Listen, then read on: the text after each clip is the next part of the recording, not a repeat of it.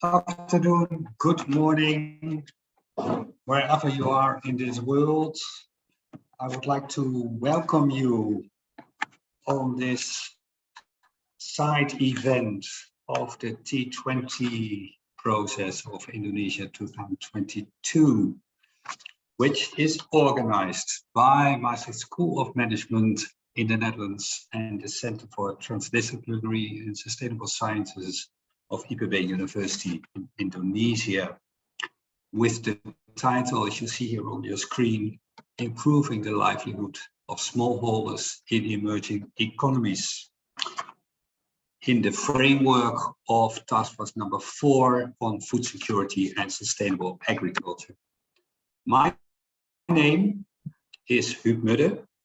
I'm Senior Project Consultant and Assistant Professor at Maastricht School of Management, and I will be the moderator of this event, which will take a duration of 2 hours. Why do we have this side event? Why this topic? The need for feeding the world remains a major issue. Also, market demands are changing, with changing consumer behavior due to, among others, urbanization. In this context, smallholders operate in all the countries, but often they are marginalized, even dispossessed. Hence, the importance of this seminar, in which we want to explore how to adequately address the challenges facing smallholders in an urbanizing, developing world. Then the process of this event. Next is the opening statement by the lead co-chair of Task Force number 4 on food security and sustainable agriculture, Professor Dr. Nadia, which we have subsequently 3 speakers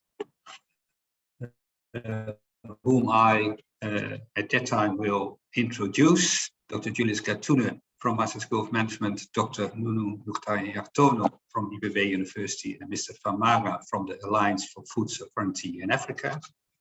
After which we have time for discussion. And then you're also really politely asked to use the chat, and our team will really take a look at the chats. As you can see, the event is recorded, and I was also informed even live streamed. So without further ado, I want to say, of course, I would like to give the floor to Professor Nadia for her opening statement of this side events. Professor. Okay, thank you. Thank you very much, Pak Huub. Good afternoon, good morning, good evening maybe, because this is all around the world. I would like to say hello to the distinguished speakers and also participants, our ladies and gentlemen. Welcome to the T20 seminar. As has been mentioned by the moderator, this is hosted by the Task Force number 4 and also MSM, Maastricht School of Management. A little bit about the T20 Indonesia. So this task force is one out of the 9 task force of the T20 Indonesia presidency. This task force did not exist in several of the previous G20 meetings, but since Indonesia deemed the importance of the agriculture sector for the global economy, this task force was created to focus, or is created to focus on food security and sustainable agriculture. We are currently developing 15 policy briefs in 10 different policy areas.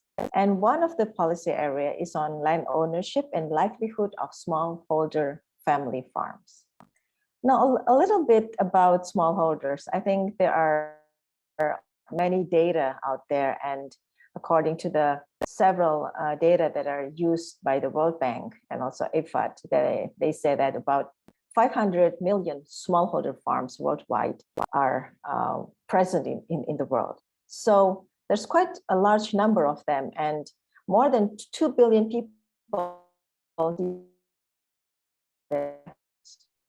These small farms produce about 80% of the food consumed in Asia and sub-Saharan Africa. So this data clearly indicates the importance of smallholders in food security and sustainable agriculture worldwide. Now, the challenges for all the smallholders worldwide are similar.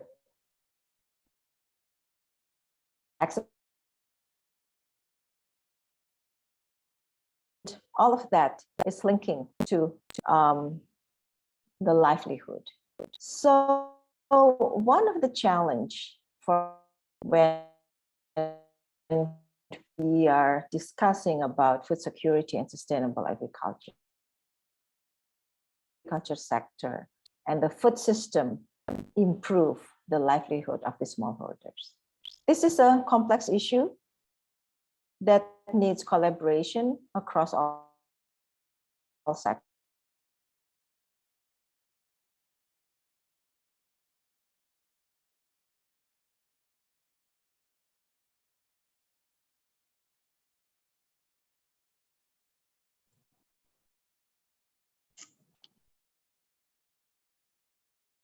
Important things when we discuss about smallholders.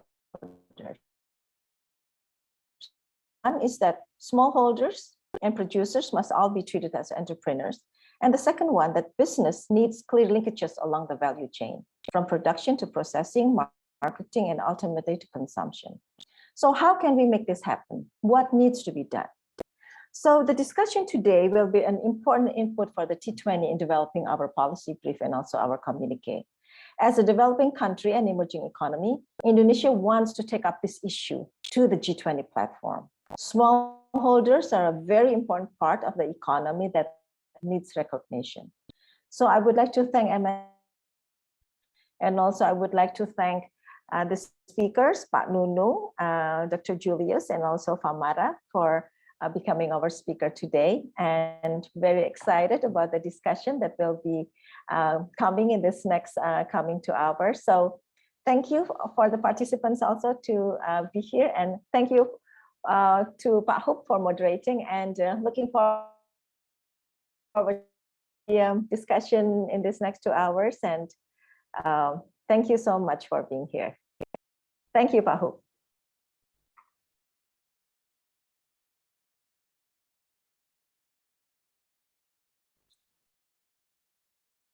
Pak Hoop, I'm finished.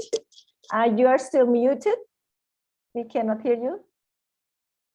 You're still muted. Pak Hoop, we cannot hear you. You're still, okay. Yeah, no, but it was not my problem. Please, technical team, to allow me to unmute whenever I want, because I'm moderating. This was the technical team at the back was refusing me to unmute, which I think is not so handy. Thanks, Prof. Damayanti, for your giving emphasis on the importance of this event in the framework of the G20. I would like to introduce Dr. Julius Kariuki, is our first speaker. He's a highly experienced policy expert, researches and advises governments across Africa and beyond on issues of economic transformation. He has led over more than 40 studies in 15 Africa countries. Dr. Gatune has worked with the Africa Center for Economic Transformation, ASET in Accra, as senior policy advisor, and currently is working for Maastricht School of Management. In the past, also worked for McKinsey at Johannesburg, South Africa. He has a PhD in policy analysis for the Pardee Rand Graduate School and Masters in Computer Science from the University of Cambridge. Dr. Gatune, please feel free to share your screen. I'd ask the technical team to allow you to share your screen, and then the floor is yours. And I hope they allow you to unmute. Because you're still muted, Yes, we can see your presentation, but cannot yet hear you. Yeah. I think this technical team doesn't allow you to unmute.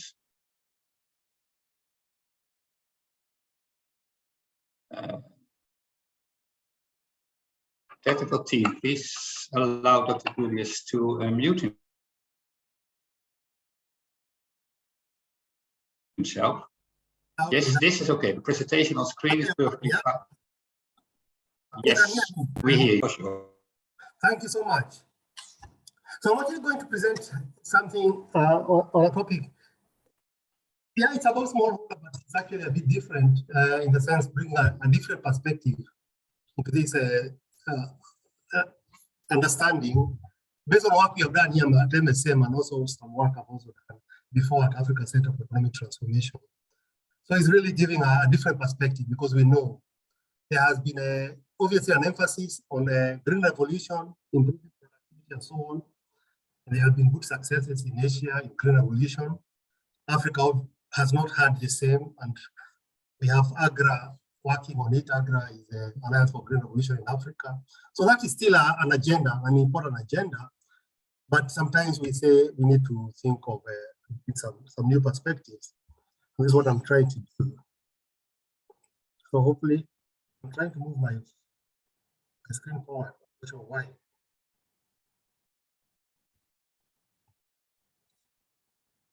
Seems like it's stuck for some reason, but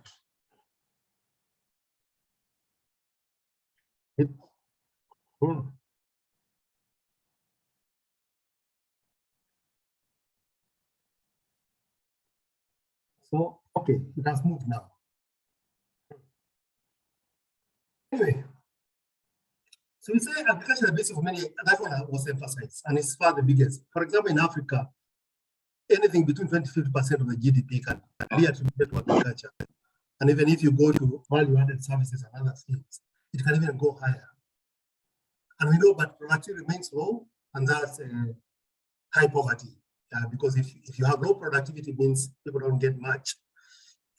Yes, green revolution has been done, but it has not improved livelihood. For example, if you give a case of Punjab where they have had good increases in productivity, the green revolution has not stimulated non-rural farm sector because what you want, and I think this has been emphasized, you want investment in other parts of the value chain.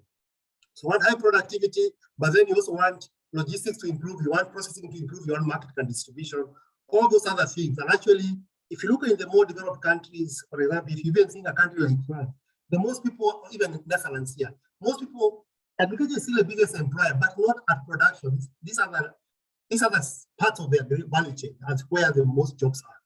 And that's what we want to stimulate. So that has not happened because green revolution, yes, it's important, but doesn't guarantee that other investments will happen. So what has happened is that some challenges, obviously, with smallholders, because yes, they are there, but then you tend to that maybe, and I'm talking in the context of this new emerging market, because we're having urbanization, we're having rising middle incomes, which are also creating these new supermarkets, other kinds of distribution, which they require certain quality things for people to invest. You want consistency in quality, you want consistency in quantity. If I'm putting a processing plant, I want that to be guaranteed. But sometimes, yes, food security is important, and that can take precedence. And sometimes, for example, if I put some work we did in Ghana, when you look at cassava, which is a key part of their food diet, the government are trying to introduce cassava, because cassava actually is an important industrial feedstock, because you can do quite a number of things with cassava. And one of the things you can do is touch and also make even using it in breweries, because they're also making beer from cassava. But the cassava you need for that is very high in starch. The cassava you need for food, making food. If they don't like that cassava, they like another variety. So sometimes you find, since the objective is related to food security, I may not produce something, yet if I put a plant, it requires a certain varieties to be grown.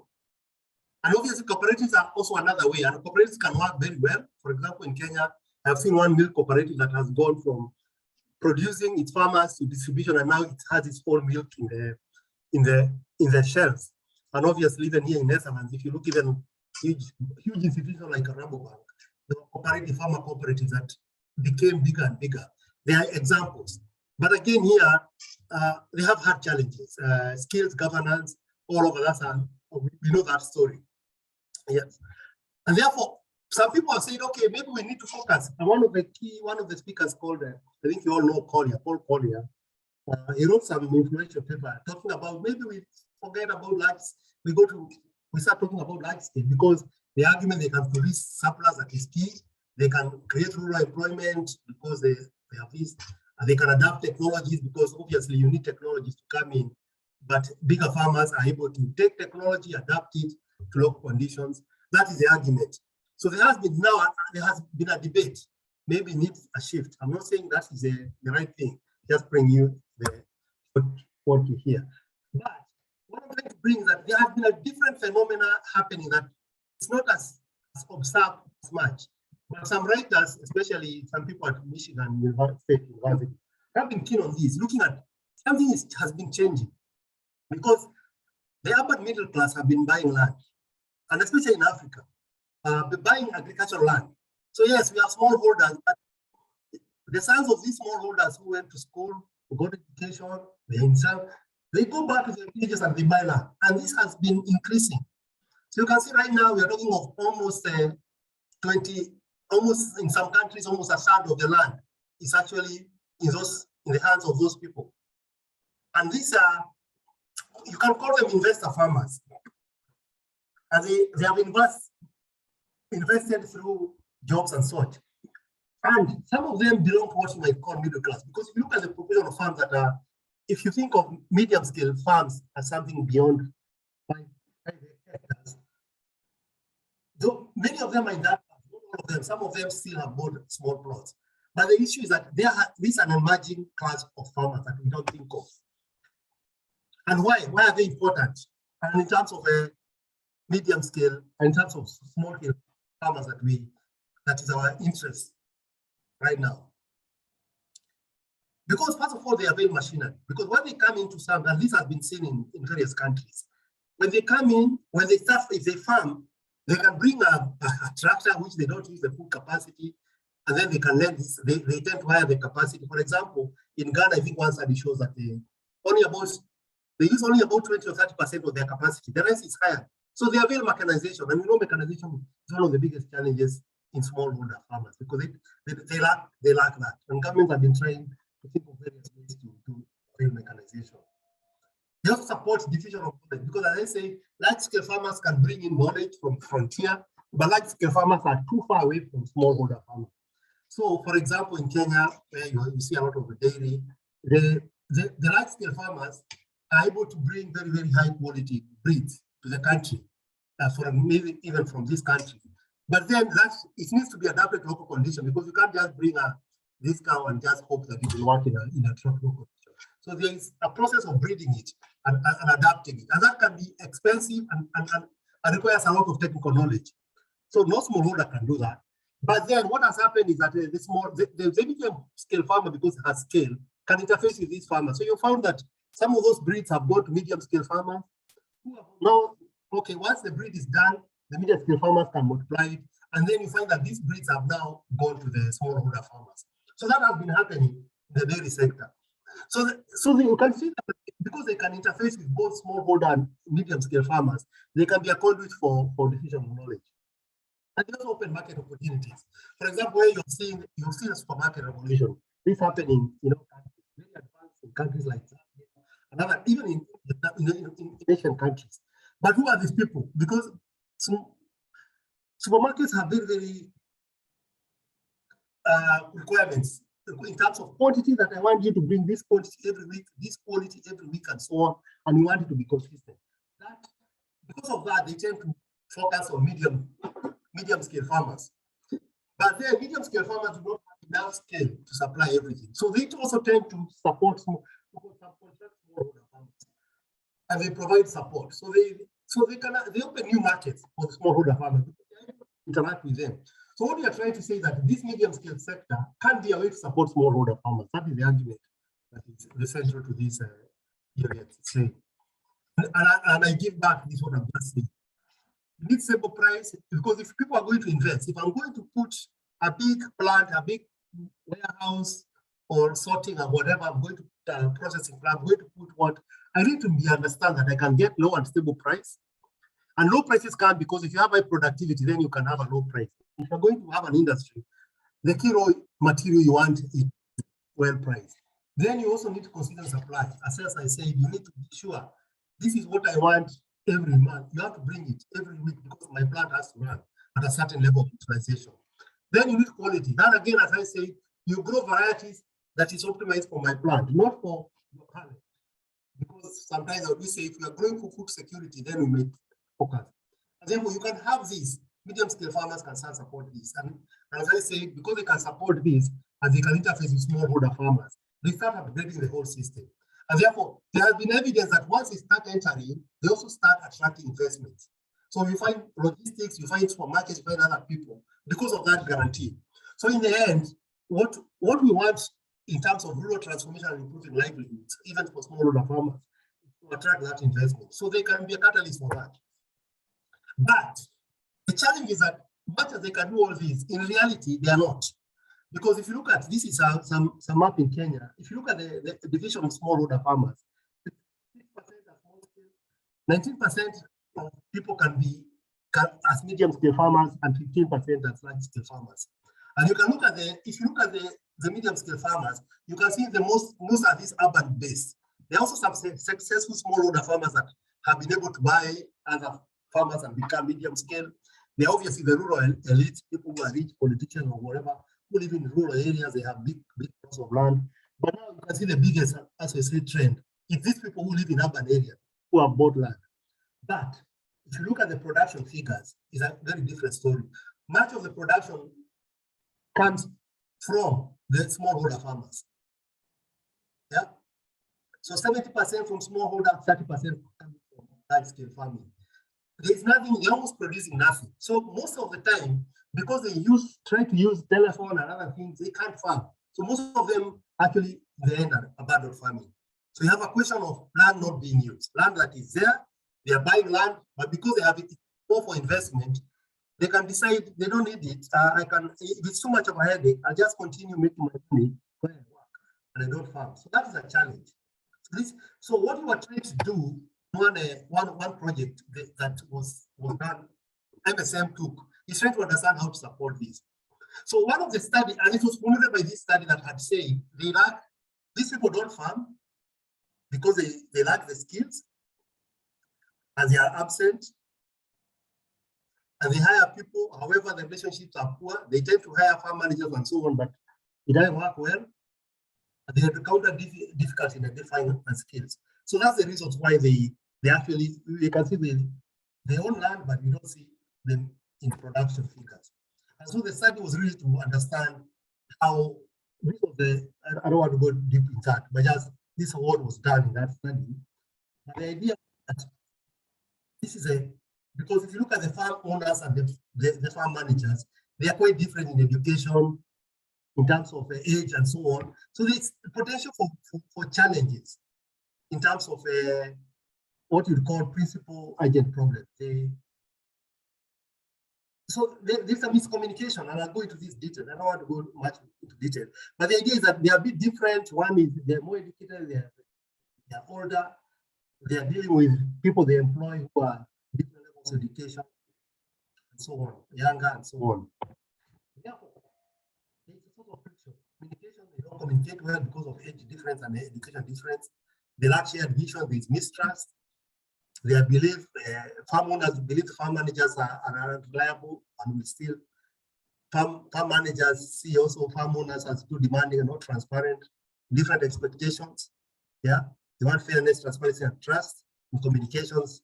That's what farm managers want. Farm owners expect dedicated self-reliance and that. So there are kinds. So those are some of the reasons why they really don't. It doesn't work. But what we want is this: you want them to build a shared vision. You want to professionalize. You want remuneration.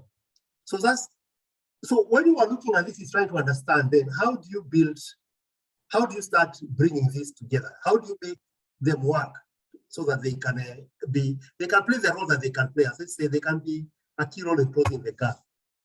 And one thing that we found, even when you look at these farmers that we are calling retailable farmers, some of them are buying a retirement plan, some of them are buying for different reasons. There are some who just want to invest, so they buy plots of land here and there and just keep them there. There are also those who actually the objective is really to do value addition. So they buy land, but the objective was really, for example, I may cook pigs, but what I wanted was to produce pork or something, and so on. And some of them are just want to buy land and they want to have somebody who can come and do management services. So this was a clear, better understanding of the various types of people. If you want to support them, you need to understand who they are. And we also identify they can buy services.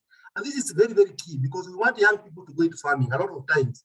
But young people actually, children of smallholder farmers, they are not going to farm because the farmers stay longer.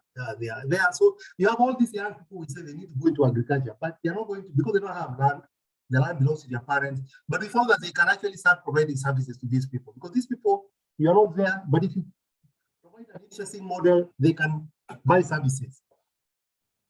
Yeah, so they can, and we found that they can also support food security. So they can contract smallholder farms, as you said. They can start processing because some of them are doing processing and they create non-farm employment. They can provide a young opportunity for young people. Yeah. So those are some of the things that came across. And this is one of the models Dr. Julius, maximum 5 minutes still. Yeah, I'm about to finish. All right. That came out from there that you can provide an internet model where you can have franchises that can provide inputs and services, and you can have all these people part. So we create basically an ecosystem that we think that could be with techno service providers, people, farm franchises that can employ young people and provide services and so on. So basically sort of a service platform that can create franchises where you can identify these people and support them. Therefore, then what comes from all that? We're just saying that maybe we need to rethink policy. So much as policy making is pronounced smallholder, we're not saying it's wrong, we're saying that is right, yes.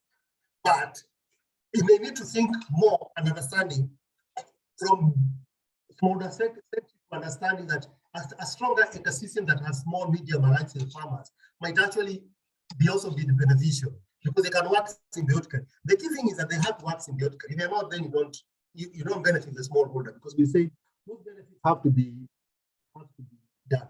Then also you need to build a medium scale sector. I've just said we need skills, we need platforms and so on. If that is not there, we need to find a way to build it. Because they can be there, but they can be not doing anything. So you need to find a way. But also beyond that, because what we want is, yes, farmers to produce, that system to produce more, but as much as we say that they can attract investment, that's not the only thing, because you need also government to start a public investment agro. Probably reduce the cost of doing business. But it doesn't mean that you don't invest in public investments. And also education and education. Actually, for this project, so education is really key because you need to supply skills. So you want people to be able to provide skills for farm management, for farm operations, provide services and so on. Therefore, that is basically.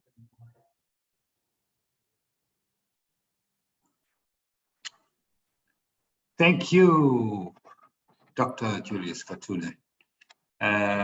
Please reserve the questions till after the third speaker because we prefer to continue subsequently and then the discussion.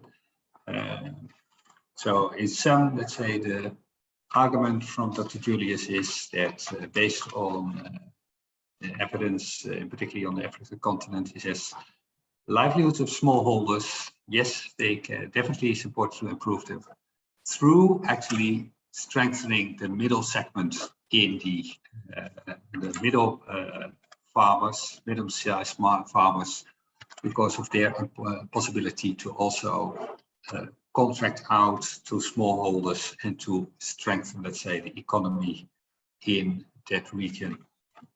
So thanks for that, Dr. Julius. I would like to introduce our second speaker, which is Professor Dr. Nadia Tono. He's the Dean of the Faculty of Economics and Management of IPB University. As well, he is Director of the International Center for Applied Finance Policy and Economics, also of IPB University. He has studied agriculture economics and he did his PhD on rural development, microfinance, economic development. Dr. Nuno, we are very pleased that you're with us, also because you are co-authoring 2 policy briefs in the framework of the G20. So the floor is yours, and feel free to share your presentations through screen sharing. Yeah, thank you, Pak Hu. Can you hear me clearly? That's a very important question indeed. Yes, I do hear you loud and clearly. Thank you so much. Let me share my screen. Then another question, can you see my slide? Yes, not yet on presentation mode, but good. So please put it in the presentation mode. Okay, good. Thank you so much. Yeah, good afternoon, good morning. As Budami said, maybe good evening for some colleagues from all around the world. Today, I would like to share some knowledge or experience related to our work and then our observation on smallholder livelihood, food and agriculture development. This is my outline of my presentation. First, I would like to share the pattern of agriculture development in some countries, and then smallholder and livelihood, rural transformation and discussion. There is no doubt that agriculture is important sectors, not just only fulfill our need, daily need, but also many activities depend on agriculture. And nowadays, climate change and environmental also dealing with agriculture. This graph shows us in Asia countries, there's a tendency that share of agriculture GDP to GDP is declining. You can see, but however, a pandemic give an important lesson to us. During the pandemic in 2000, the share of agriculture GDP to GDP increased. It means that agriculture like a safety net for our economy, not just only in Indonesia, but I believe in all over the world. However, after more than 3 decades, 4 decades, there also economic transformation occurred due to the shifting of the share of agriculture GDP to total GDP in each country. When we try to categorize, we can see the lowest share of agriculture sector, like for example, Singapore, Luxembourg, Hong Kong, and Chinese. Then we also see still the highest contribution of agriculture sectors in Liberia, Chad, and Sierra Leone. But if we see in the middle of this chart, China, Malaysia, Thailand, Philippines, Indonesia, Vietnam, and India, I would say it become a one cluster. The share of GDP around 7% up to 80%.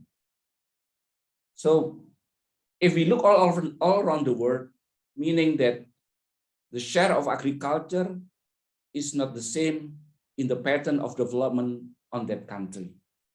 But then when we come to the next question, who are the important player contributing for agriculture development?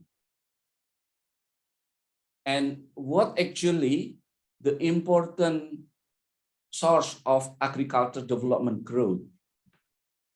This picture shows us, in terms of Indonesia, we see the shifting of rural agriculture sector in Indonesia, starting from 1960, the share up to 55%, and then the employment absorption 75%.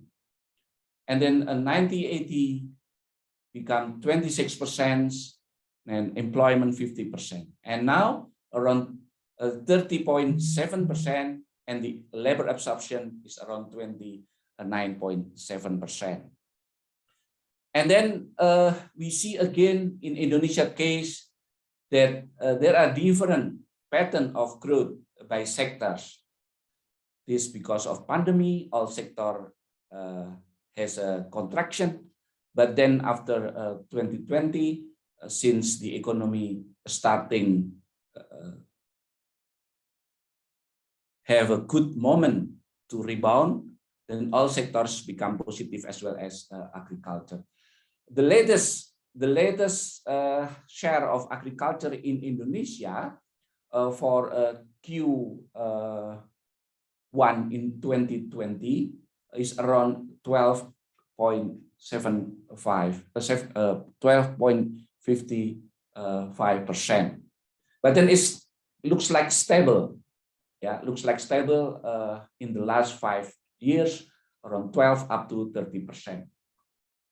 As I said before, that there's important to know what are the source of agriculture growth in different countries. Based on FACLI, and then we calculate or decompose the Indonesian agriculture growth. Interesting lesson from China. If we see this graph, TFP, actually total factor productivity, is the important source of agriculture growth. As Dr. Julius was mentioning, there's a potentially technology play an important role to increase the productivity as well as output of agriculture in all over the world. The Chinese experience show us that technological change, knowledge, and skill is very important to support the growth of agriculture. Chinese in the around 1990 below Indonesia. Yeah, Indonesia is this graph. Yeah, but then since around 1960 is still below Indonesia, but then have a make remarkably progress since 1980 over Indonesia and other country, and now the highest of agriculture total productivity compared to all over the world. So this is a good lesson: technological change, knowledge, and skill. But then if we are questioning, are smallholder ready to have an access on advanced technology to improve skill? We have also no doubt that smallholders actually have their own knowledge that also positively contribute in the local context, such as Indonesia as a big country. And this is also another figure about inequality, poverty, and unemployment. If we compare between rural and urban, because rural mostly still based on agriculture-related sectors, we also see the experience of Indonesia that unemployment tend to decrease, except during the pandemic, but then now back decrease, but not yet as before a pandemic. The number of unemployment, inequality, as well as the poverty. What the important message is that in the rural area, where the agriculture sector is the main activity of most population in the rural area, is still facing some problem, poverty, and then inequality and unemployment. Now, I would like to shift on the smallholder and livelihood. Who are actually smallholder in Indonesia? if we see this figure, actually this based on agriculture census. Agriculture census every 10 years, and next year we will have another change figure of agriculture sector in Indonesia.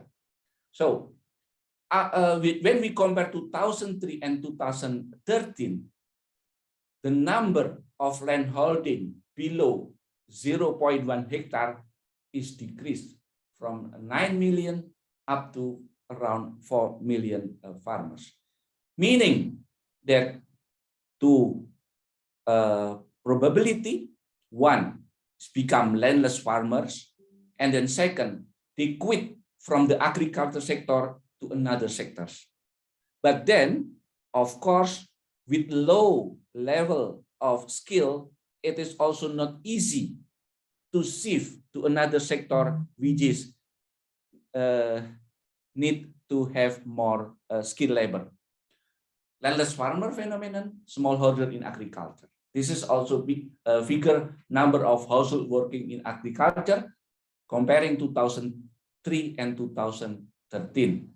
Yeah, some of subsector in agriculture, the number of household working is declining, like in horticulture, and then in livestock. Food crop is more or less is not too significantly declining. Forestry is still almost constant. And also if we see that actually smallholder in plantation is as a backbone of our economy.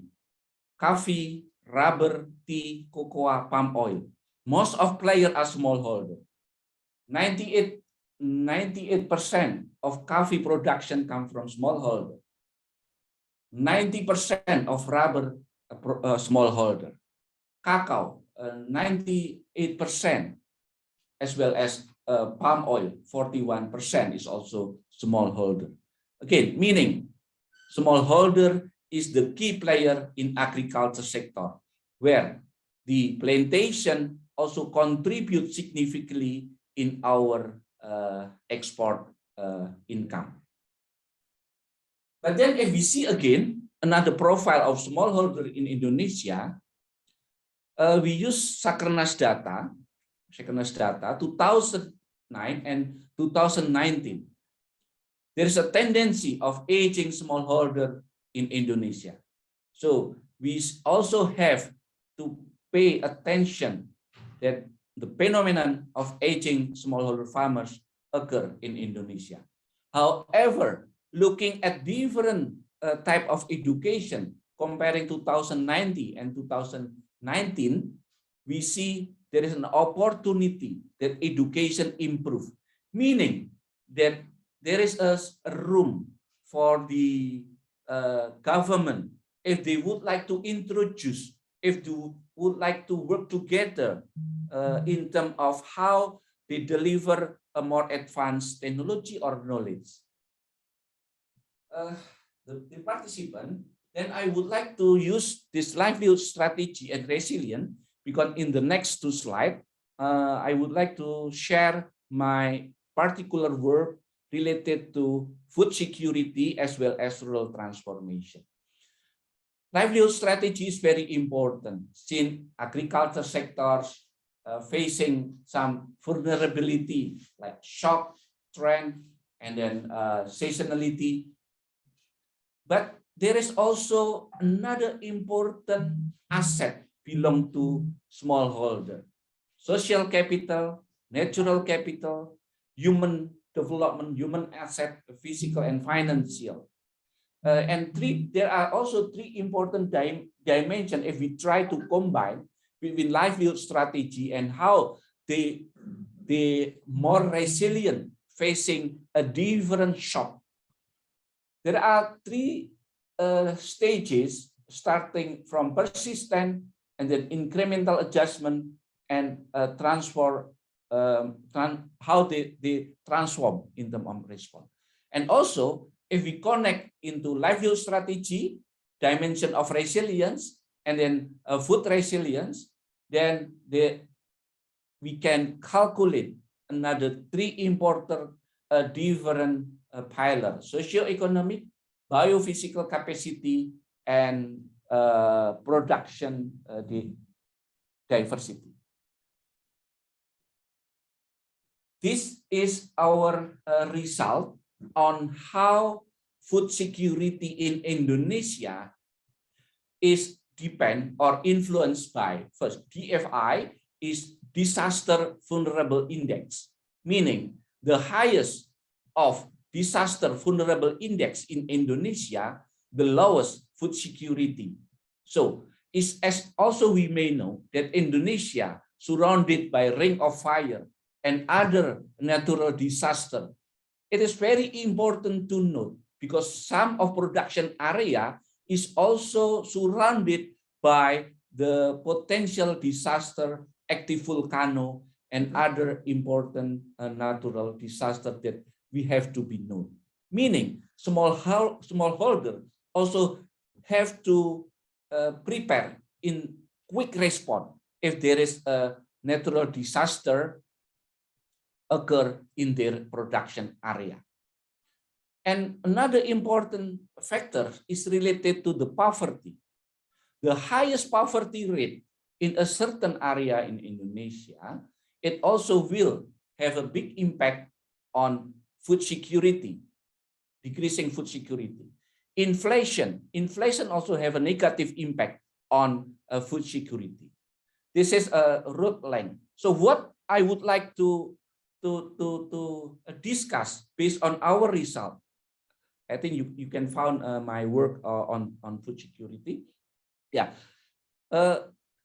smallholder, apart from producer, they are also actually consumers. Inflation have a negative impact on food security, meaning that as a producer, smallholder should also have earned enough income to buy food. Meaning again that government or policymakers have to keep maintain their purchasing power. If there is no purchasing power of smallholder, then we'll have a negative impact on their food security, as well as a poverty. So the product, the price of their product should also have enough to buy some basic need of smallholder. How about a root length? Meaning that there is also another point that we have to consider. The infrastructure in the area of production site should be also should government give more attention. If there is not a good infrastructure, then the distribution of food from production area to consumer have a problem. Yeah. This is another our work related to rural transformation. I would like to share to all of you that actually we analyze rural transformation. The indicator of rural transformation 1, share of high value agriculture, and rural transformation 2, share of rural labor employment in non-farm activities. I will connect this result with the previous one related to how important smallholder to have a diversity of income to keep maintain their purchasing power. This is and then the rural transformation 1, the definition percentage of total output values of cotton, oil, sugar crops, horticulture, livestock, and etc. And the rural transformation 2, percentage of rural laborers engaged in non-farm employment.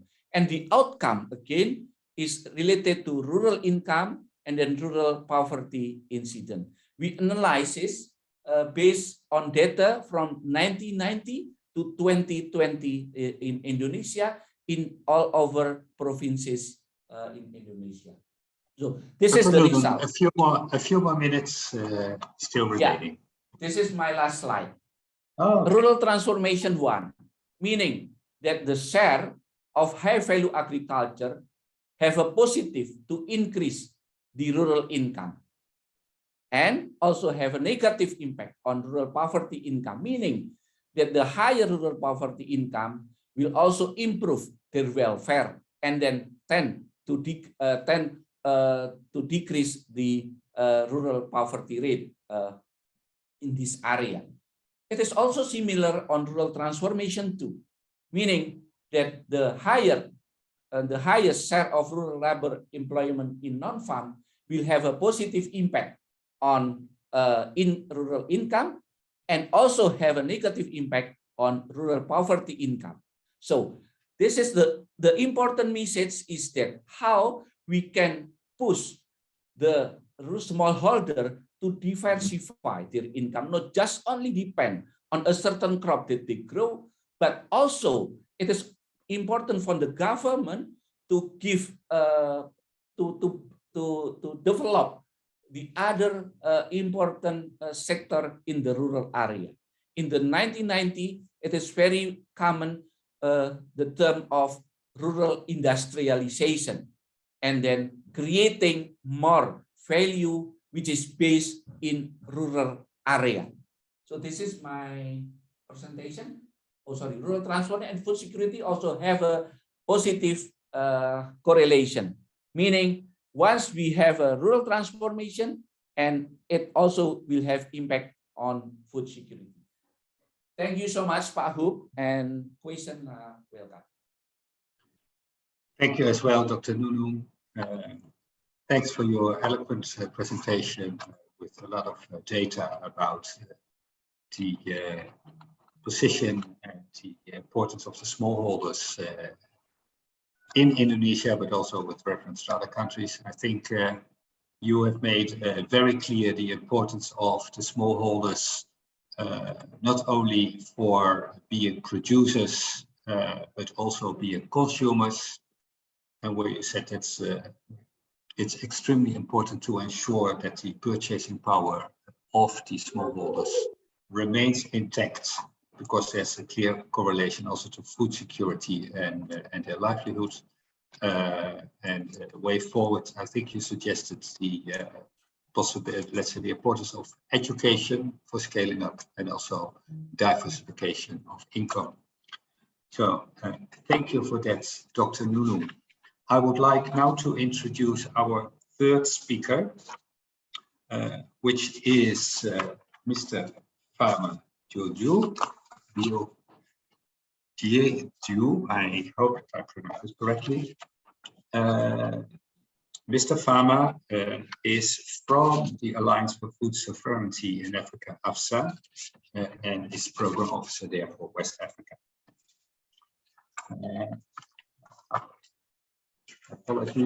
Apology. And Mr. Farmer holds an MBA from the Africa Center for Higher Studies in Dakar, Senegal, and a master's degree in regional planning, environment and urban management. He has 12 years of professional experience working mostly in rural development, focusing on community seed and cereal banks, organizing women's groups for urban-rural partnerships and advocacy. He's active in organic and agroecology movements, and has experience within and also beyond Africa. Mr. Farmer, the floor is yours. Also, feel free to share your screen for sharing your presentation. Thank you very much. Yes. And in the meantime. Okay. Thank you, Mood. Am I audible? Also, I would invite the audience to. Can you hear me, please? Raise your questions, so we can already read them. Hello. I don't see you yet. I don't see you yet on my screen, but I do hear you. Oh. But that's more a technical issue, perhaps with the technical team, that they have to put you on the big screen. Where are you? I can hear you. Yes, we can hear you as well. Okay, thank you. But I don't see. Please share your screen. I don't have a presentation. Okay. So I will just share some notes I took here and there. So good morning, everyone from Senegal. Good afternoon or good evening. All right. Yes, I'm here on behalf of AFSA, the Alliance for Food Sovereignty in Africa. It's an alliance of regional producers, networks, and NGOs. Our members, or I'm in the secretariat, and our members represent small-scale farmers, pastoralists, and so on. Excuse me a minute, technical team. I don't see Mr. Famara. Is it my problem or because I can see No? it. Also can see him, yeah. Okay, all right, right. Please continue, Mr. Famara. Okay. So our members are in 50 countries out of the 55 countries of Africa. And our main work is to push for good governance in agriculture and to advocate for agroecology or food sovereignty in policies, African Union level, at regional economic cluster level, and sometimes at country level. So we believe in championing smallholder farming and family farming system in Africa via or through agroecology. So coming to the topic about smallholder farmers, food security in the world, yes, I will start my input or my contribution talking about the rural transformation. I think I heard about the concept 6, 7, 5 years ago, before industrialization of rural areas, then later rural transformation. And it was during IFAD Farmers Forum. And there it was not clear what we meant by rural transformation. And we brought it at AFSA. Was it about urbanization of rural areas? Was it about changing the farmers who are there with a new type of farmers? Was it about mechanization? We were not very clear. And first of all, our position was to say that wherever humans are settled, a human settlement is led by something. In urban area, mainly it's because of business originally or employment. But in rural area, when people are coming to a place, it's mainly because there are agricultural opportunities. Then we can have some change later. So this was just an introduction. Now, when we come to about how can we design an efficient agricultural ecosystem that is inclusive of smallholder farmers. For us, there are two types of actors or stakeholders at that level. There are some who are born in this area, who traditionally lives in this area, and there are some others who are, if I can use the word, imported, or who have done urban exodus. We were talking about rural exodus, from moving from rural area to urban area, but there is also now a lot of people moving from urban area and coming to rural area. So depending of those two types of stakeholders, we think there should be two types of approach. Those who are born here, who are grown here, who traditionally are here, for them, agriculture is for food first. They are doing agriculture for food first, and the extra is going to the market. Hence, more and more, there is a tendency, there is a trend moving them to have more than 50% of what they grow going to the market. So if you want to work with them, we must avoid to destroy their seed system, their food system, but instead we should strengthen it and scale it up. Their agricultural system is based on biodiversity. Usually they are not on cash crop or crop varieties. It could be part, but it's not 100% cash crops or crops that are going commercial crop, I want to say. Commercial crops are part of what they use to grow or are part of a lot of other crop they are doing. For instance, I want to say, if at the end, our agriculture or whatever we are doing here is about staying on life, living and staying well, being in good health, the quality of what we are going to eat should be an ultimate goal.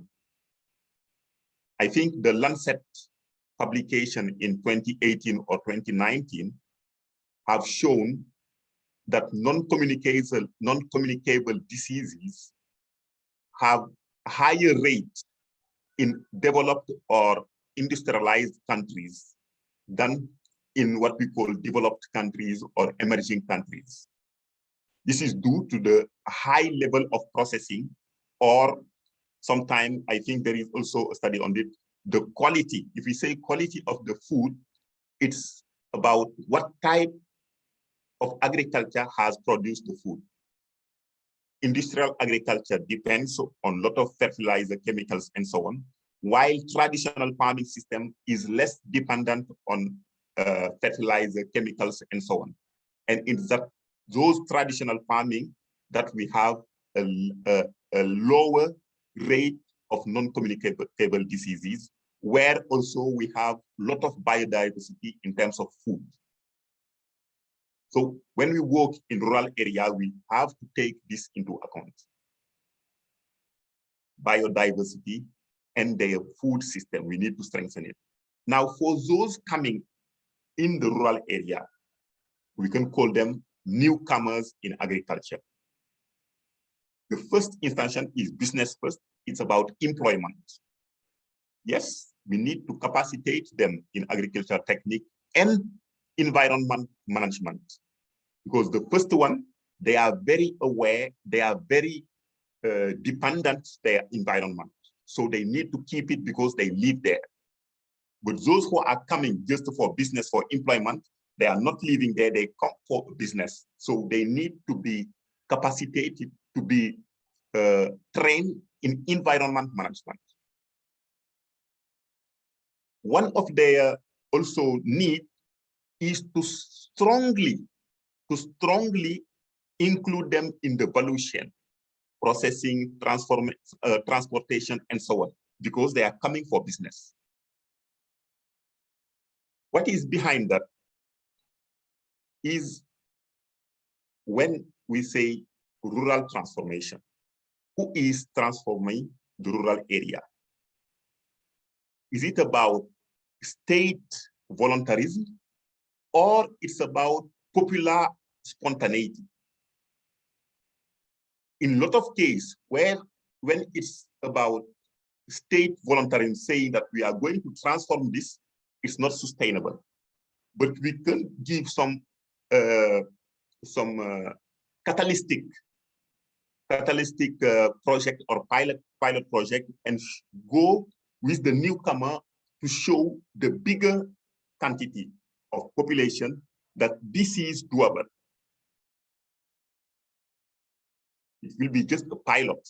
And then if the majority thinks that this is good, then they can go directly for that. But you don't need to shift the previous farmers, the traditional farmers, the majority of farmers into a new system which they don't master. The technology should adapt to the biodiversity or to the ecosystem.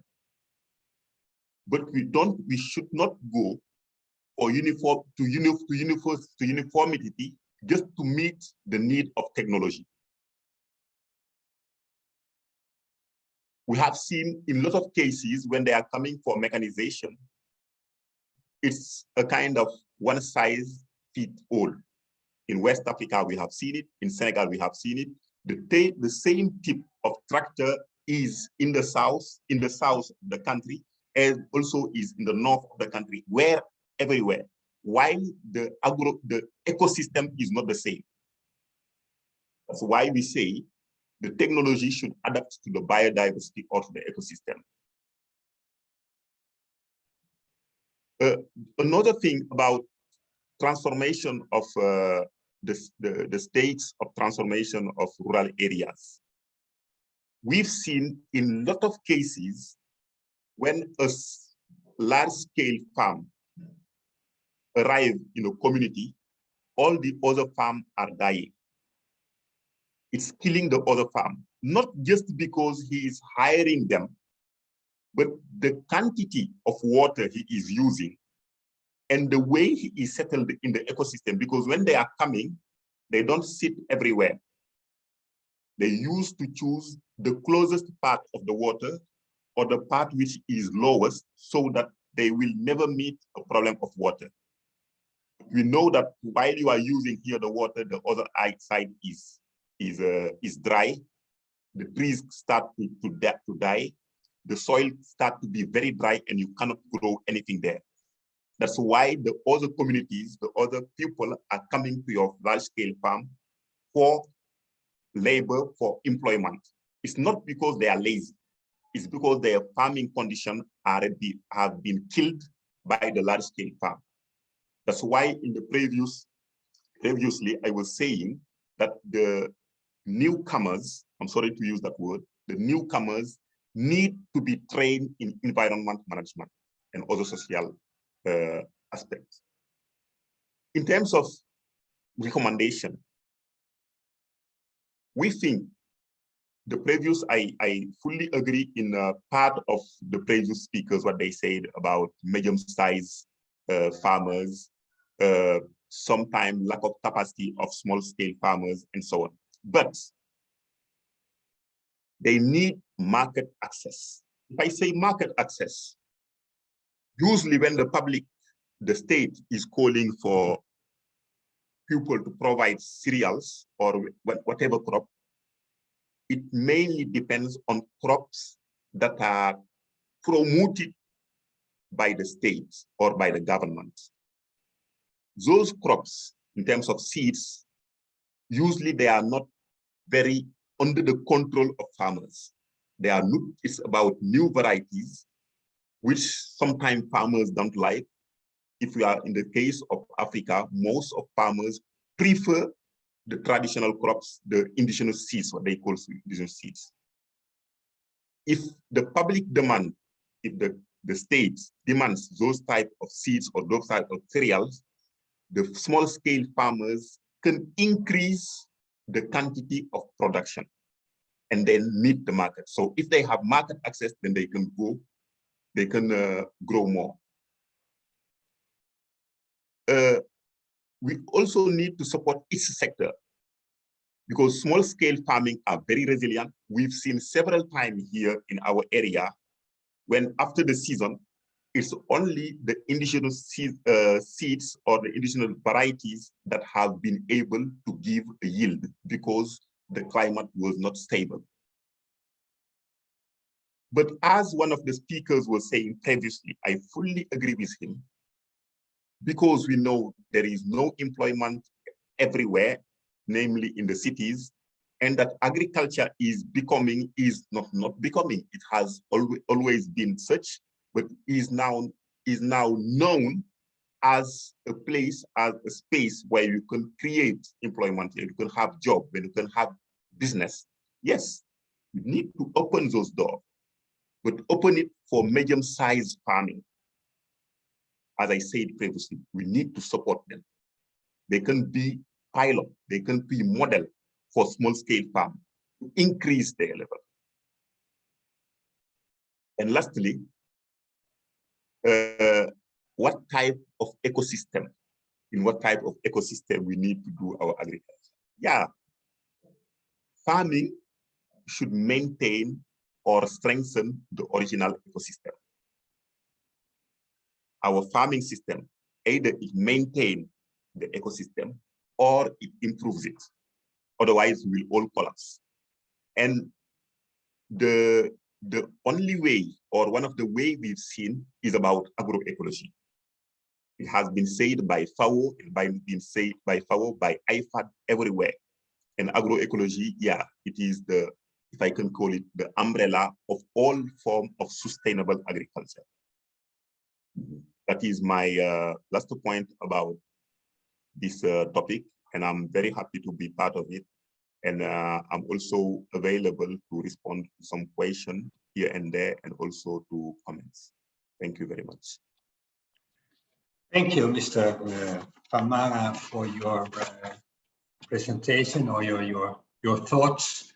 Really making a plea for the importance of agroecology, and also to ensure, let's say, the maintenance of also diversity in the agricultural production. Where I say the smallholders, they need to, in a certain way, be protected and to be assured they have market access, where they are able to both produce for their food as well as for their the local or regional market systems. When you make a plea for traditional farming, because they say in essence it's actually more healthy and better for the welfare. So for you, as the welfare of the people, I think it's the ultimate goal also of the agricultural transformation. Thanks for that. May I open the discussion with first going back to our first speaker, Dr. Julius, because if we are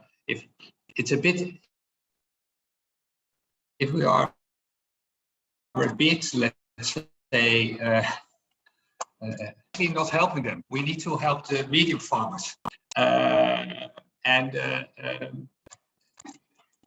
it's perhaps a bit of a bold statement what I do make, but of course, Mr. Famara says no, it's the smallholders. They need to be center stage, and also Dr. Nunung in countries like Indonesia. So it's good to have these medium-sized or bigger farmers, perhaps even, but on the smallholders. So what's your reaction on that?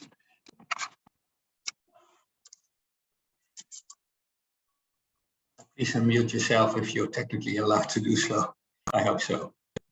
Dr. Tono. Okay. And feel free to also react, of course, also on the other two presentations. But anyway, you can rephrase a bit, because I think at some time you got a bit cut off. But yeah. Yes, we hear you now. Don't speak too fast, please. Okay, I agree. So, but I'm saying I lost you a bit. There's what you are asking. I lost you a bit, please. Just rephrase it a bit. But I said it was a bit of a bold statement that the essence of your presentation, you may say, we need to help the smallholders by actually not helping them directly, but improving the medium size. Whilst the other two speakers are much more focusing on actually continue, or let's say remain the focus primarily on the smallholders. Okay, but then I have to maybe push back on that. I didn't say, my key point is that we need to build an ecosystem of these people working in a symbiotic manner. Actually, that is a big one. But for you to have this ecosystem, that what I'm saying that, first of all, the medium scale farmers are reality. So either we have that land not being used or it's being used, because even as the last speaker said, people are buying land, people are moving, so people have money and they. What happened is that if we don't help them, land stays unused. But we have said that they can also play a part. So my essence is that let's try to see how we can build this ecosystem. But for us to build this ecosystem, we need them to be given certain support. And that, I mean, that does not exclude support of medium-scale farmers, but even large-scale farmers.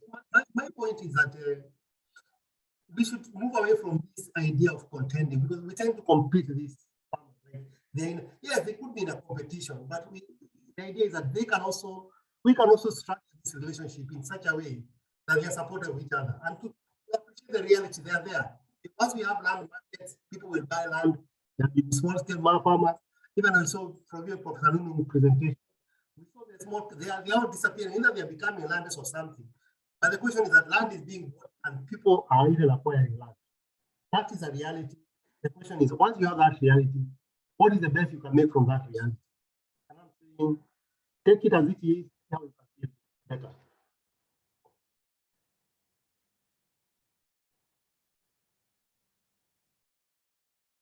And you're muted now, Rube. Thank you. I think you mentioned that it's need to have a kind of symbiotic ecosystem. Those are nice words, but how do you see this happening? That's how I see this happening. I propose, because first of all, you need, if you can create an ecosystem where you can first of all, you need to find a way to make them work, because if these farmers are not farming their land, it's a waste. It's a waste of a resource, a critical resource that you can have.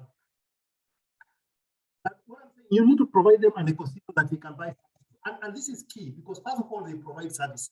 They can buy services. So you can have people who can go and provide tractor services, they can buy planting services, you can provide weeding services. And I've seen some countries like Nigeria, I've seen where they have created young people and they're called weed killers and they can go and provide. So you can actually create jobs, which is important. People need jobs, even in rural areas. Sorry, I don't hear everything what you say. I don't know whether I'm the only one. Apology. You can. We continue. Dr. Nunu, you've made a very clear the importance of the smallholders. I appreciate if you also could react on the presentation from Famara, where you actually even distinct, let's say, two types of smallholders, which may need different approaches. How you see that also in the context of your research with more focusing on Asian situation, which may be a bit different than in West Africa. And please unmute. Oh, you're not allowed to unmute? Okay, yeah, okay, Yes. Okay, good. Yeah, thank you so much. I will connect what is the name? The third speakers? Famara, Mr. Famara. Mr. Famara, as well as Julian. The important message from Famara is related to sustainability. Do the smallholder contribute for sustainability in agriculture? My answer is yes. But then, like for example, when they produce not just only concern on the highest production, but also they recognize how environmental friendly can be part of good agriculture practices using organic farming, agroforestry system. But then the question is, do the consumers also aware with all effort that smallholder put to protect environment, to conserve their area, if their production can be value into the end of product, I believe there is a kind of incentive for smallholder to have a good agriculture practices, which is also considered on the environmental and ecological services. And then this is also another question, Pak Hoops, that I would like to answer from in the chat. Yes, in the chat. Use what we call it circular economy. Give an example. Cassava cassava actually is not only as a tube that we benefit from cassava, but cassava itself can contribute significantly for feed, food, fuel, and fiber. Yeah. So if smallholder can utilize all, then it potentially create another diversification of their income. We have IPB have small lab on that.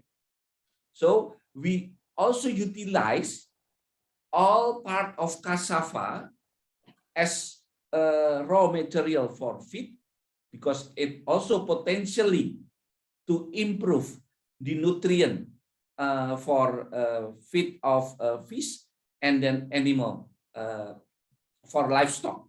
Yeah, and then from cassava itself, we can also produce bioethanol, but then it is need to collective work, not just only individually smallholder, but then maybe collective in the community or cooperative or whatever the institution that we have to set up. Yeah, when we set up the institution, there is a good channel for smallholder, yeah, to have a market access, to have a technology access, and to have a financial access. Yeah, I think this is my comment, Pak Hub, related to what Mr. Famara mentioned. Thank you. I have a question, and I see there's also a similar like question in the chat by what's his name? Rama Aditya. I would like to address it to Famara, which is because you say the importance of so-called increasing market access, making sure that newcomers, you said, need to be trained in environmental, social aspects, etc. So who has to do what is a bit my question. So and some people look at government, but is the government indeed the actor that needs to? So we've got Dr. Nunu emphasized the consumers themselves. We're talking about smallholders, whether one group or diversified. We're talking about governments, and we're also talking about bigger farms, perhaps, or business associations, corporates, whatever. So who needs to do what? It's a big question, but perhaps you can partially answer. Famara. Thank you. Yes, definitely the government has a role. Mm-hmm. But before that, some need to give that type of information. And if I say someone, it's both researchers, civil society organization. It's about advocacy and about awareness raising. What is the fact? What are the evidence of this and that? Usually, civil society organizations start the process and ally with academics and researchers to give fact, proof, scientific evidence that this can happen. Now, giving scientists evidence and all the social aspect, yes, it's the role of the civil society organization who needs to go to the government and need also to go to the consumer for them to be conscious of their practice by buying. When they are buying, what are they doing behind the act or the activity of purchasing a kilogram of rice? What is behind that? It's a huge work, but you need to start somewhere. And for us, it's civil society organization together with academics. Then we will push the government towards that. Thank you for that. May I ask Mega from Technical Team, you followed the chat more intensively than I did. So could you perhaps pinpoint to a question in the chat? First, perhaps Julie wants to unmute herself first to ask your question verbally. Thanks. Hi, thank you for the presentations. Yeah, I have a question first for Pak Nunu. So you mentioned well, also that was your key, one of your key conclusions, that it is very important for the rural areas to diversify their income, so that it's not only dependent on agriculture, but also other sectors. So I was wondering, can you give examples of these other sectors, or how we can diversify income? And yeah, can you give examples? Thank you. Okay, shall I respond directly, Pak Hu? Okay, Please do. thank you, Julia. As I said earlier, that actually by utilizing all part of agriculture plan, there is some benefit. Yeah, cassava, like for example, a leaf, we can have a good food in Indonesia term called rendang. Yeah, rendang actually there is what we call it. Leaf of cassava can be source of rendang, and one of our students export this rendang leaf of cassava to other countries. What I mean again is that we can create another job activity based on agriculture related product. Yeah, so that's why it need also some how we attract investment come to rural area, or collectively farmer can create their organization that they can produce. Yeah, some people think that actually this was a waste product, but from our research that it have an impact and benefit from the farmers. Another example is waste product from coffee. It can be like a small briquette. Korea and Japan need this kind of source of energy, and Indonesia exported to Korea and Japan, where we don't try to create this kind of activity, but benefit goes to smallholder. But they have to have a good organization, and they have to that the benefit actually come to smallholder first, and then other agent of economic that participating in all these activities. This is my response. Thank you so much. And yeah, if I might ask, I had another question for Famara. That one is about the technology. You mentioned that technology that is one size fits all is, well, we should better adapt the technology to the ecosystem and the context itself.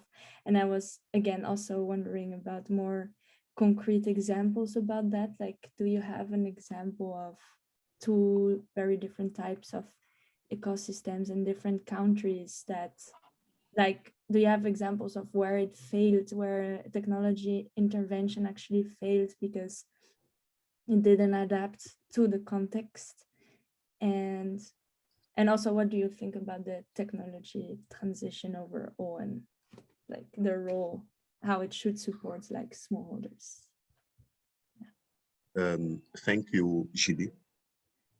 Very first of all, we are not against technology. We think that science should support humanity outside. But which type of science? If I say the technology should adapt to the ecosystem, there are a lot of examples, but I will give one. There is a community in the southern part of Senegal. And in the history of rice, some are saying that the rice is coming from this side. There are some part of the history say that maybe there are something else. And there, the rice lands are used every year. There is no, how they call it in French. In French, they call it jachère, to leave the land 1 year to restore, or 2 years. No. They are using the same land every year, and they are having good yield. What has been seen as a constraint by pro-technology is that they used to have a lot of small plots instead of having a big plot where they will bring maybe a tractor. So In the places where they have brought the tractor and destroyed the small plots, after 5 years, they could not no more produce. So in that area, the farmers, the communities have known what type of soil they have and how they can use their traditional tools to cultivate it. Definitely, we need, I think also that they need to have another tool which is easier to use than the traditional one they have, because it's very hard. But when they come, so they need to improve that tool, but not to destroy the ecosystem, to change the ecosystem in order to adapt their tractor. They should bring a tractor that can be used in those small plots. Maybe a tractor that only even a boy of 15 years can use, something like that. If we want science, we need to improve, to innovate in that way, but not innovating by destroying the environment. That's what I want to say. And I have other examples even about cereals, how they have destroyed cereals in Mali and other countries also. We can have a separate chat and I will give a lot of examples. Thanks, Julie, for your questions and Faba for your response. May I go to Dr. Tono?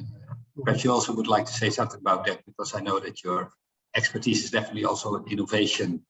And I think you're also making a big plea for frugal innovation. But in addition, I've seen some questions also to you. I think there was one by Puspita raised on, we also have in the agricultural sector the middlemen, and they have their role to play. They say, yeah, it's a bit of a similar role as what you think the medium-scale farmers may play. So what is there the real difference between the traditional middleman and the medium-scale farmers?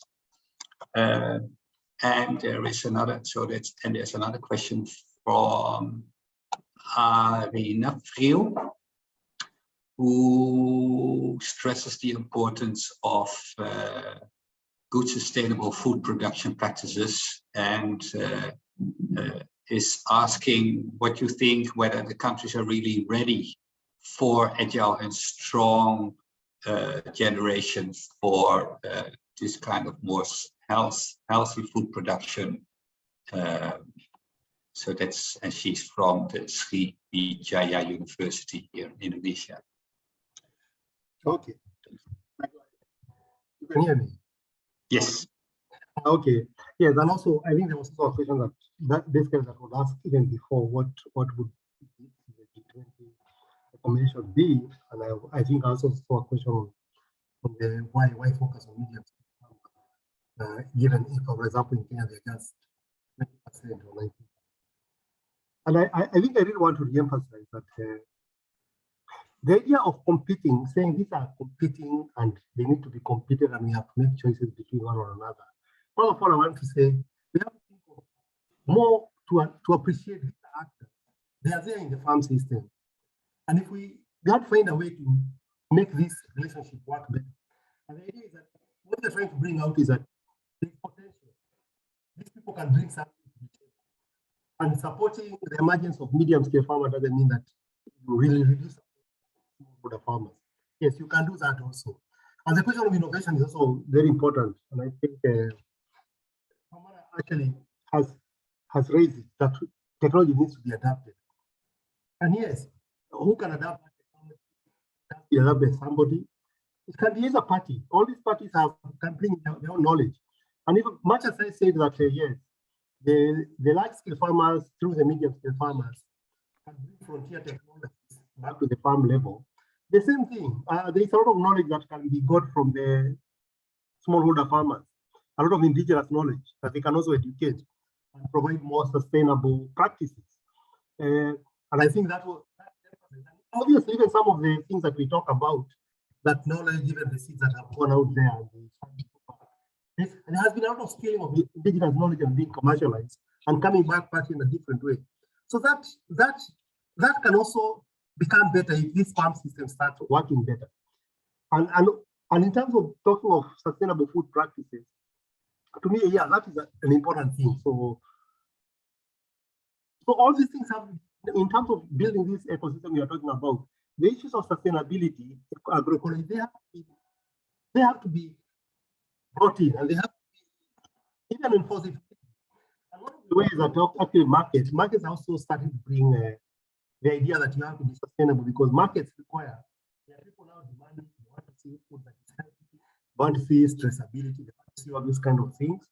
And again, all these systems, if they're working together, because there are people who can build traceability systems, and the medium scale, larger scale farmers are able to, or other providers, start building those traceability systems that can start moving towards more sustainable and climate smart. So that is becoming a market demand on one side. Therefore, being able to prove that becomes important. So, and there was a question of middleman. Does medium scale farmers can actually, yes, they can be a way to connect market, they can be able to provide certain services. But the middleman provides important services. I don't think a lot of times we talk of middleman as an exploiter. Yes, they can, but they provide vital services. A lot of times it's because markets are small, there are many middlemen, and they also take a lot of risks that we don't know. A middleman might work many miles, aggregate things, take huge risks. But even other studies have found that, and actually this is now when it becomes interesting. You find that middlemen are people who work between the farm and the market.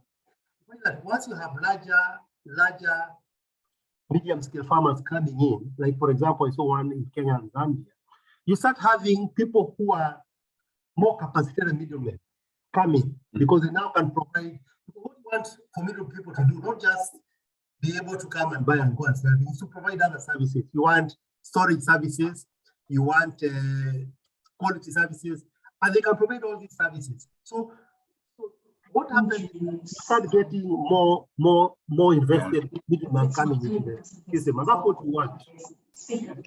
Julius, yeah. Julius, we sometimes don't hear you. You really need to put your thing better to your mouth. You can't. I don't know whether it's better. Can you hear me better now? Yeah, sometimes, yeah. But, okay. I don't know whether it's my connection or not. So what I'm saying is that the medium scale, the middleman does not get replaced. What you're trying to say is that what you always want in a farm system are more capitalized middlemen that can provide just beyond buying and selling. They can provide services, they can even provide the extension, they can provide other things. They become more of logistic services providers as opposed to middlemen. And it's when you have scale, when you can produce and you can guarantee quality and quality, that you have attract these other investments. And as we are saying, rural transformation is about upgrading the value chain by attracting more capitalized people up the value chain. Or what you can call it, I'm not sure they call it downstream or what. But the other parts of the value chain, you want to have more capitalized people coming in. Because then they start creating demand, they start creating other non-farm opportunities. So, yeah. So I hope I've addressed all of them. yeah, you did, but you're now triggering for me a question. So if you say it's about more capitalized, skilled people coming in, also upgrading the value chain, how is that related to what Van says about the ultimate goal is about the welfare of the people, the biodiversity, because that I can imagine that there may be sometimes a bit of a friction there. For sure. That's why you need to be careful how you direct these investments.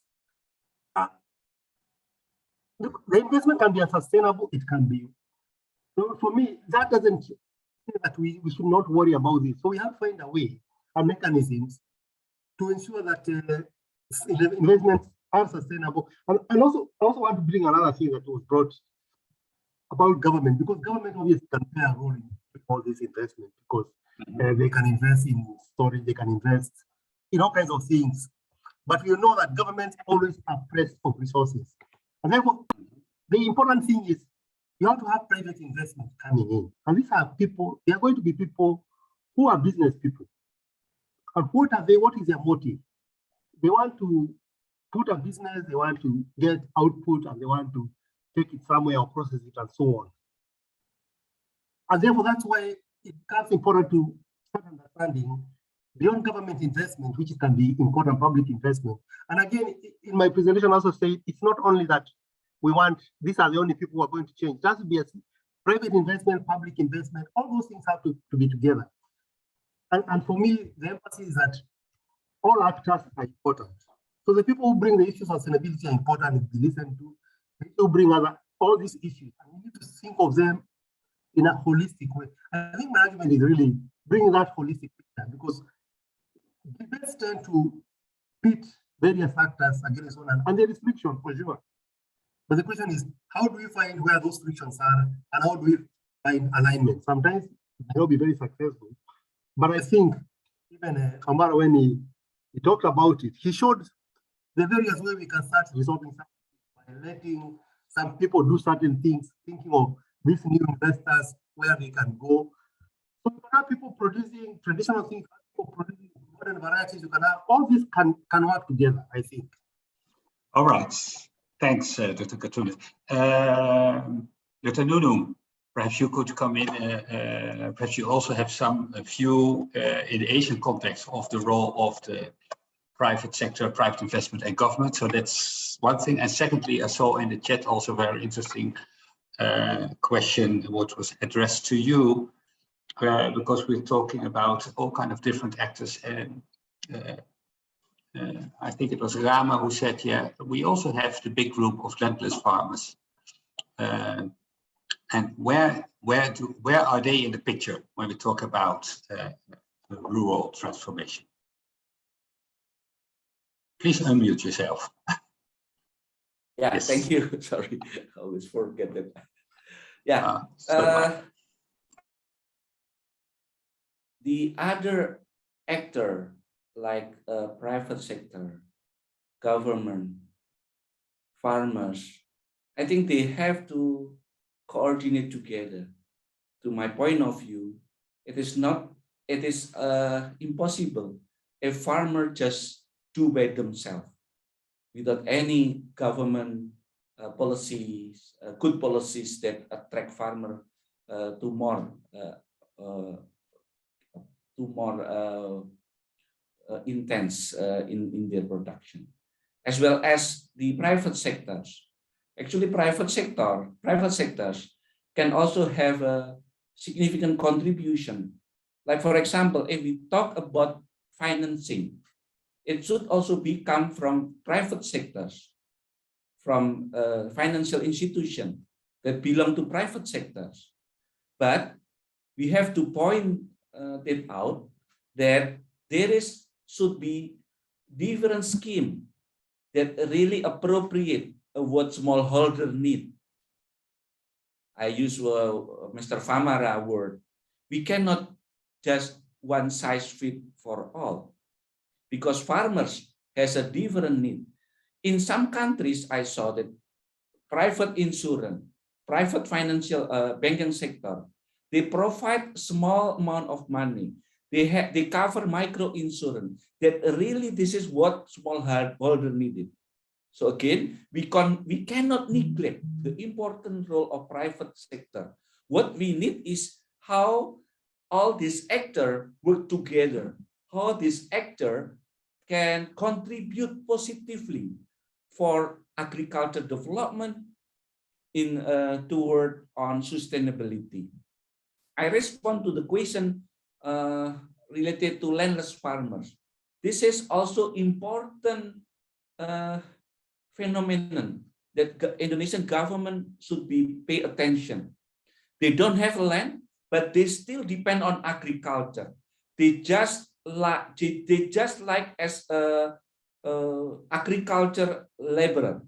So what government or maybe private sector or maybe NGO can work together, please up their skill so they can available or they can ready to go to another sector, connect to other important that I already mentioned. We can utilize all part of let's say paddy, rice, and then cassava, coffee. Waste product can be utilized that create more value of the product. So for landless farmer, then they can also work apart from working as a on-farm laborer. So this is my point, Pak Hub. So this is very important. If we neglect them, then if we connect to food security, they will have lower food security index. So it also our responsible. Yeah, we have to responsible on that phenomenon. I think this is my response, Pak Hub. Oh, I need to unmute myself as well, of course. Thanks for that, Dr. Nunu. We are reaching more or less the end of the discussion. Is there someone in the audience who has another question to one of our speakers? At the moment, I don't see another question in the chat. Or did I overlook a question? Mega, perhaps you can check. So open question to the audience. Yeah, maybe it's basically a comment from Raymond. May I read them out? Please do. Or Please do. yeah. So yeah, he said that smallholder farmers lack bargaining power. They should be made to come together as a group for policy to enable them have better bargaining for their produce to improve their income and livelihood. Raymond from Ghana. All Would right. any Thanks. presenters would like to perhaps comment on that? Mr. Famara, would you perhaps like to say something about your view on, let's say, farmers' organization and their role, because you've mentioned also the importance of advocacy, so that may also be related to that. Please unmute. Yeah, Yes. thank you, Mr. Hu. Yes, I think one of the very first thing is the thinking, the strategy. First, you need to take it from the one who seems to be very weak, and despite the hard condition, is able to perform however the conditions are. I'm coming back to advocate for the small-scale farmers. They don't have access to finance that Dr. Nunu was talking about, even if they are private sector sometimes, because they work alone. They don't have the public funding. In most of our countries, there is less and less support, or how they call it again? Yes, support to their work, extension workers to what they are doing. They are working alone. We can call them sometimes private sector as well, because they are private, they are not public, don't belong anywhere. So usually they work with very low income, very weak condition, and however they've been able to perform. So this should be part of the learning point or the starting point to develop a strategy for the rural transformation. In terms of now advocacy, yes, our perspective is that they are facing the problem they are currently facing because they've been deviated through public policies from what they know better. If I say that they've been deviated, I'm taking just the case of seeds in general again.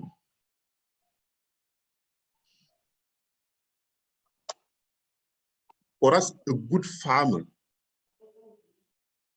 or a good peasant should not go to the radio at the farming season and say we don't have seed.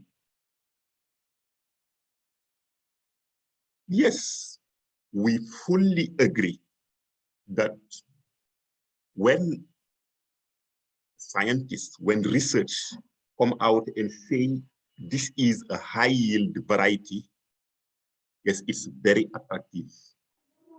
and one need to use it to improve, because in the other side of the river, some doesn't have enough to eat and we need to improve. But this should not be the only way to work. At the same time, those variety that was here that have passed through generation, years and years should have a way to be promoted, not only protected, to be promoted. Because when it's hard, it's those seeds that are here. That's the only, not the only thing, that's part of the thing we are advocating through our government. We agree that they receive lot of stakeholders, one coming and saying, you need to go for GMOs, you need to go for high yield varieties, you need to go for fertilizer, and so on and so on. But also, you need to consider what have been here when you were suffering. When nothing was here, what have been here, you need to support it. And that's what we are advocating for. And what was here is sustainable agriculture in terms of agroecology, agroforestry, and so on and so on. Now times is changing. Money first for some of us, or maybe most of us. But yes, the money, the economy should align with what people are doing, but not the money before what people are doing. That's what I wanted to add. Thanks, Famara, for your clear words. I would like, I see it's approaching 5. I would like to give the floor to Professor Damayanti, if I may, to ask her in her role as lead co-chair to perhaps have also some kind of final remarks, because of what you, let's say, take away from this seminar on possible, let's say, elements that could be relevant for your communique for as being lead co-chair on food security and sustainable agriculture. Professor Damayanti. I don't hear you. You're not muted, but I don't hear you. And I see that your lips are moving, so I think you're talking.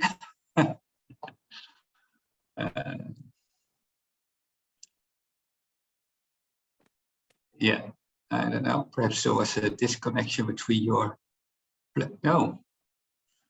Otherwise you just move to a bigger computer. Okay. Just give her a minute.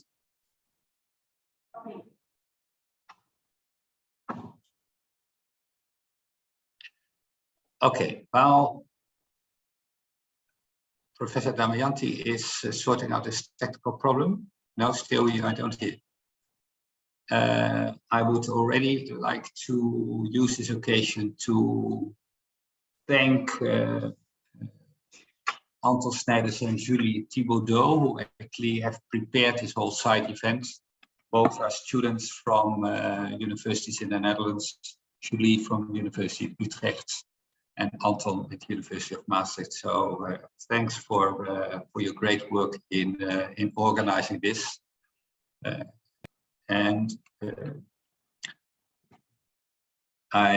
Since everything is recorded, I hope that, and it will, of course, will be distributed through the distribution list of the Task Force 4, so you can listen it back. Vega, is Professor Damayanti coming back? Yeah, there you are, but I don't hear you yet. Good. Please use the computer of Mega, Professor.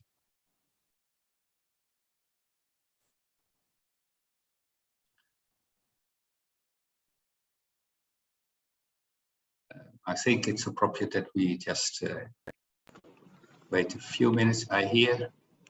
Okay. Yes. Okay. Do I? Okay. Yes, Can you hear me? Loud and Okay, clear, loud so and clear. sorry, don't know what happened to my laptop. No, we don't know, but you have to Okay, promote it. so first of all, thank you. Yeah, thank you so much to all the speakers. I've been listening intently, and actually, the first question that I asked was actually also on that last remark that Hoop wants me to say. My questions was okay. What is the message, the priority message from the speakers to the G20? And so I got answer from Dr. Julius Gatune. He mentioned about the building ecosystem for small scale, medium, and large. And actually, when I heard about Pak Nunung and his mention about landless farmers, I think that is also one of the very, very most important message that we can convey to the G20, that landless farmers is key, because they don't have land, but their contribution to agriculture is still very, very significant. And also they as a consumer also is very important. So I think the landless farmers are something that has not been mentioned a lot by anyone. Pak Nunung, I'm not sure if you mentioned that in your policy brief also. So if not, I would really ask you if you can add that. I think in this presidency, when it is very unique that Indonesia has this presidency, and Indonesia as an emerging economy can bring forth issues that has not been bring forth by other nation, by the developed nation. So smallholders is something that Indonesia should fight for. So I'm also hearing from Famara. Thank you so much. Very important message, and I like the fact that you stress that you're not against technology, but it's how is it that technology can actually empower and not disempower the smallholders. So yes, all those messages I think is very important for the T20 that we can further develop for the G20 policy brief. So thank you, Pak Hoop. Thank you so much. Thank you for your final words, and we are very happy that we have been able to contribute to your thinking, because that's what the T stands for, of course.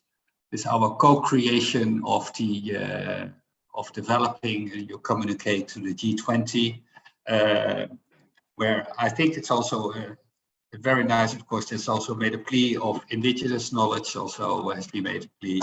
And also as education institutions, that's the importance of also education and improvement of skills for the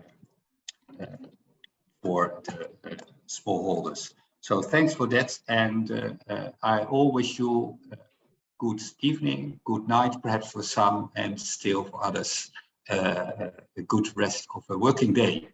So thank you for that. And may I just ask to Professor Damayanti, is there a next event coming up that we already should put in our agenda? Then this is the moment that you can promote it. Yeah, there will be another two webinars, or at least 3, but we haven't laid down when the time is. It will be in July, of course, but yeah, we'll keep you updated, and hopefully you'll join us. And the topics will be? One is more of cross-cutting between trade and climate change and food security. Yeah. Very interesting.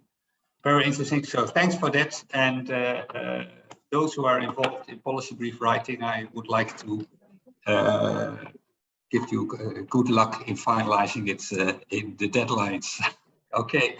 Thanks and have a good day. And thanks for the technical team. Thank you, Pak Nunung. Thank you, Julius. Thank you, Famara, and thank you, everyone.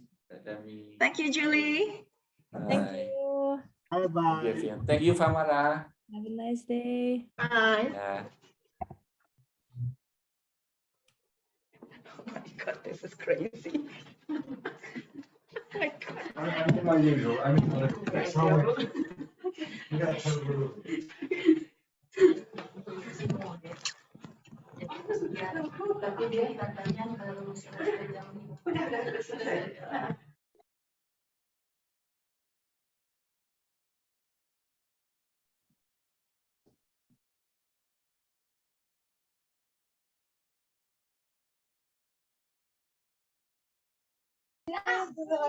Terima kasih banyak bisa mengikuti webinarnya. Terima kasih. Thank you. Thank you. Mohon izin keluar ya.